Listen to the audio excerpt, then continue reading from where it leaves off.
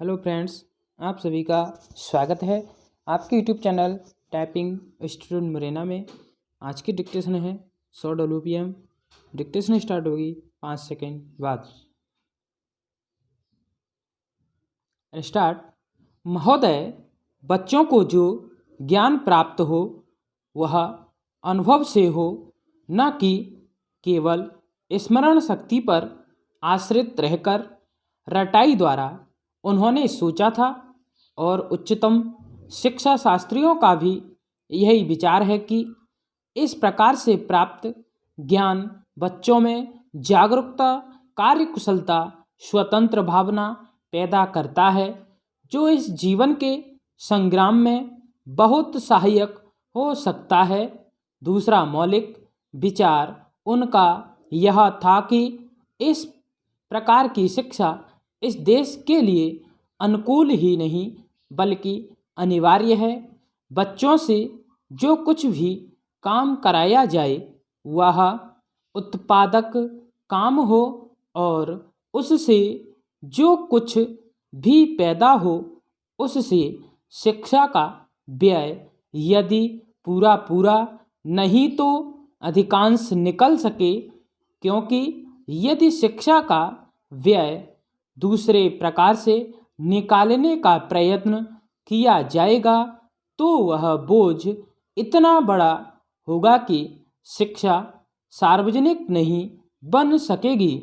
पिछले वर्षों में जो कुछ भी विचार किया गया था या प्रयोग करके देखा गया, उससे जहाँ तक मैं समझता हूँ वही निष्कर्ष निकाला जा सकता है जो पहले सम्मेलन में हुई बहस से निकाला जा सकता था।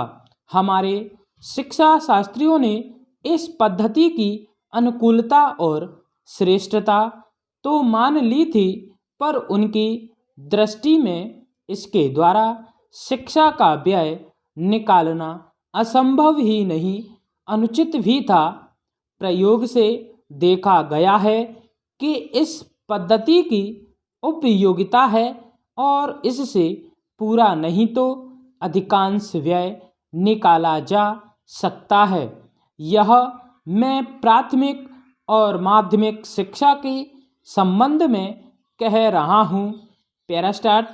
उच्च कोटि की शिक्षा के संबंध में अभी प्रयोग नहीं के बराबर हुआ है, इसलिए उसके संबंध में अभी कुछ भी कहना संभव नहीं है। इतना होते हुए भी हम देखते हैं कि इस पद्धति को उतना प्रोत्साहन नहीं मिला और न इसका उतना प्रचार ही हुआ जितना होना चाहिए था और जितना स्वराज्य प्राप्ति के बाद हम कर सकते थे। इसका कारण जहाँ तक मैं समझता हूँ यही है कि इसकी उपयोगिता प्रमाणित होने पर भी पुरानी पद्धति पर जो आस्था थी वह अभी दूर नहीं हुई है और इसी कारण शिक्षा के काम में जो व्यक्ति लगे हुए हैं उनका न तो इस ओर ध्यान गया है और न उन्होंने इस विषय पर गहराई से चिंतन ही किया है। पैरास्टार्ट। आज भी हम इतना ही कह सकते हैं कि इस पद्धति का अभी केवल प्रयोग ही किया जा रहा है। इसे राष्ट्रीय कार्यक्रम मानकर हमारी सरकार ने उसको चालू करने का निश्चय नहीं किया और क्रियात्मक रूप से कुछ करने की बात तो नहीं के बराबर ही है।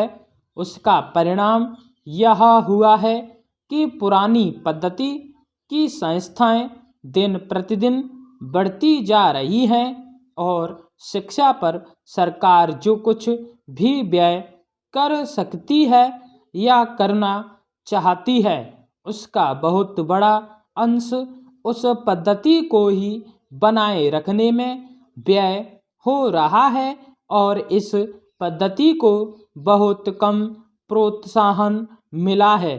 मेरा अपना विश्वास है कि शिक्षा में मौलिक परिवर्तन अवश्य किया जाएगा। स्टॉप। ताज़ा तरीन अपलोड्स की नोटिफिकेशन हासिल करने के लिए हमारे चैनल को सब्सक्राइब करें और साथ में दिए गए घंटी के निशान को दबाना ना भूलें।